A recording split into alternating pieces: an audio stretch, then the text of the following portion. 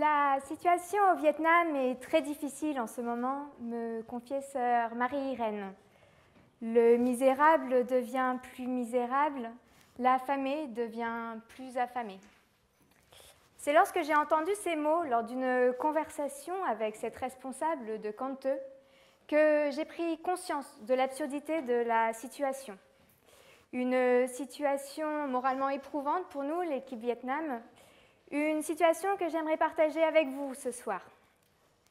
Je m'appelle Anne-Lyne, je suis responsable pays Vietnam. Je travaille aux côtés d'Agathe, de Blandine et de Sybille.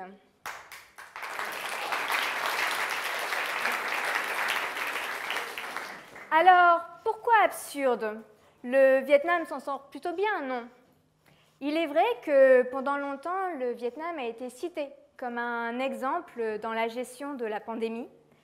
Mais depuis le mois de mai, le pays connaît une nouvelle vague de Covid-19. Et depuis, les choses ont basculé dans un autoritarisme absurde.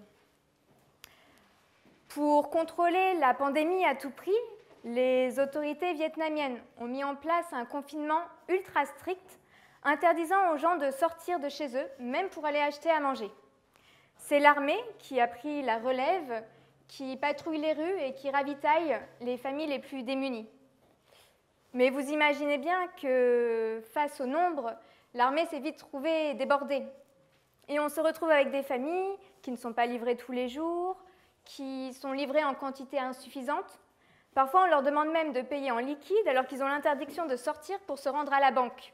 Et on se retrouve avec des familles qui sont assises sur des tas d'or et qui meurent de faim. Il faut dire que les sanctions pour ceux qui ne respectent pas les règles sont très élevées. Récemment, un jeune Vietnamien a été condamné à 5 ans de prison car il n'avait pas respecté sa quarantaine de 21 jours et a transmis le Covid à 8 de ses amis. Il faut dire que les conditions de vie dans les centres de quarantaine sont vraiment déplorables. Ce sont souvent des écoles qui ont été réaménagées à la hâte. Il n'y a aucune hygiène, il n'y a aucune aide médicale. On y trouve des enfants isolés parce que leurs parents ont été placés en isolement parce qu'ils ont été testés positifs. Et le comble, c'est que cette quarantaine obligatoire est payante, ce qui rajoute un poids énorme sur les familles qui sont déjà bien touchées par la crise. Mais je crois que le plus incompréhensible, du moins pour nous, c'est que très peu remettent en question ces mesures de confinement, car les Vietnamiens sont terrorisés par la maladie. Alors quelques voix s'élèvent contre la mauvaise organisation des distributions, mais pas contre les mesures de confinement en elles-mêmes. Et pourtant, les conséquences de ces choix politiques sont terribles. J'avais Sai au téléphone la semaine dernière, peut-être que certains d'entre vous connaissent cette responsable de longue date d'Enfants du Mékong au Vietnam. Elle me disait « Anne-Lyne, actuellement au Vietnam, on meurt très peu du Covid, mais on meurt d'autres choses. » Alors j'aimerais partager avec vous cette histoire qui m'a beaucoup marquée. J'ai un oncle au Vietnam, parce que vous l'aurez peut-être deviné à mon nom ou peut-être à ma taille. Je suis franco-vietnamienne. J'ai donc un oncle qui habite à Ho Chi Minh Ville, dans le district 2, et qui m'a raconté l'histoire de ce couple qui attendait d'être livré pour de la nourriture depuis plusieurs jours.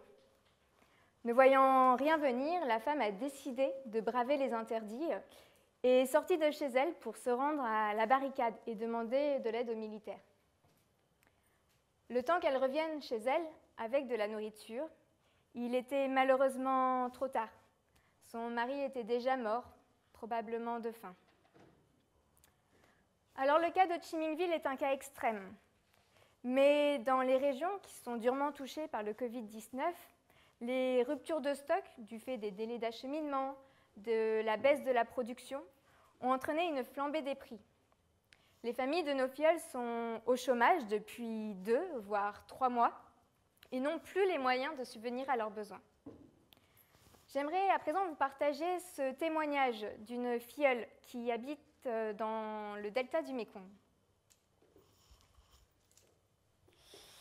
Thuy Trang est une jeune fille de 16 ans. Elle nous dit ceci. « Mon père est décédé il y a longtemps. Pour gagner sa vie, ma mère ramasse des bouteilles qu'elle revend.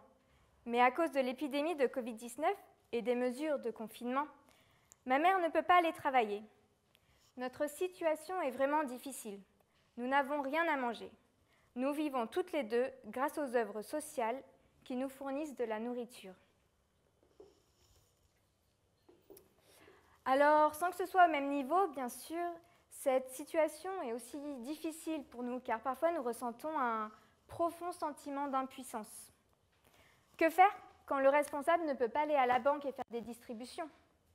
Que faire quand il n'y a plus rien à acheter sur les marchés? Dans ces moments-là, tout ce qu'on aimerait pouvoir faire, c'est sauter dans un avion et aller livrer nous-mêmes du riz.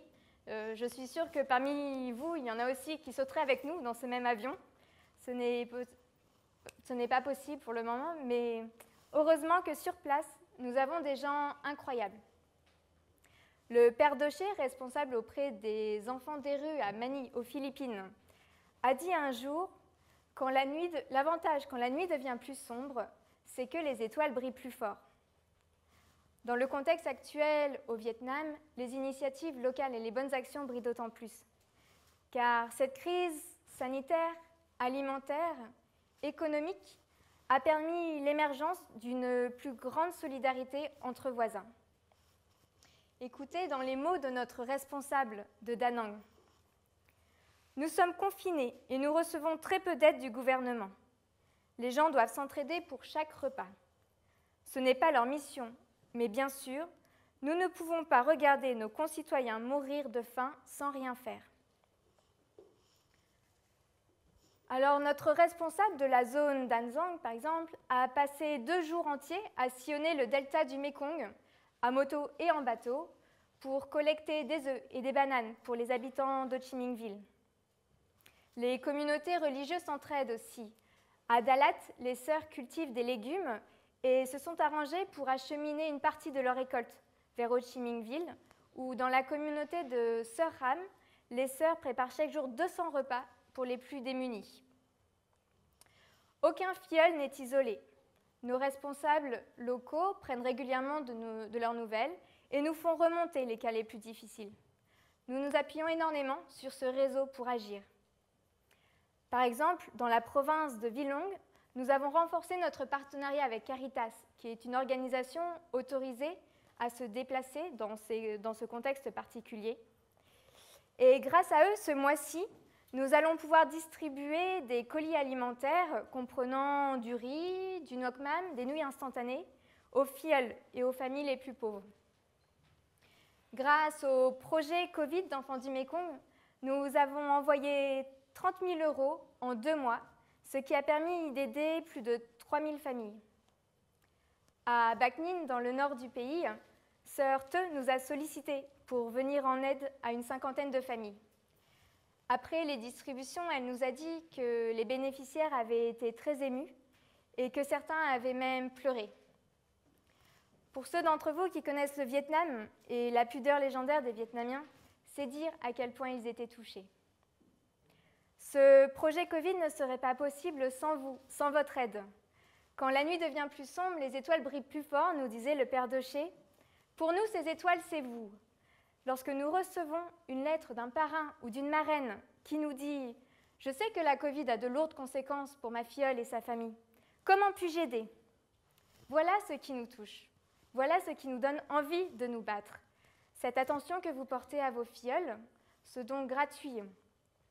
Je ne pourrais pas mieux vous remercier que ce responsable de Vinh Long. Ce que vous faites pour nous en dit long sur combien vous nous aimez. Au nom des enfants défavorisés et dans le besoin, je remercie les bienfaiteurs qui nous ont aidés. Merci sincèrement.